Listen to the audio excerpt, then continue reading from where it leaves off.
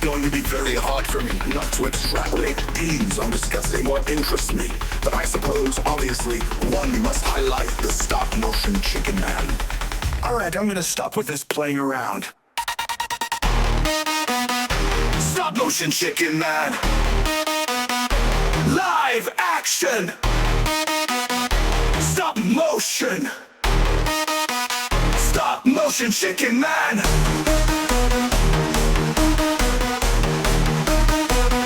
I feel like we skipped over this. I'm gonna stop with this playing around. Stop motion Chicken Man!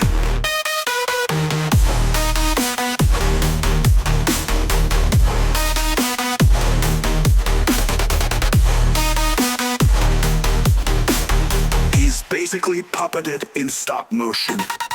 The actor is moving very slightly. Take a picture, moves again. Take a picture to give an incredibly surreal look to that entire scene. Live action! Stop motion!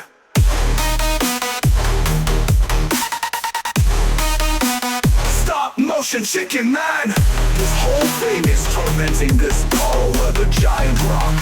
But one must highlight the stop-motion Chicken Man, because Chicken Man is perfect. Live action! Stop motion!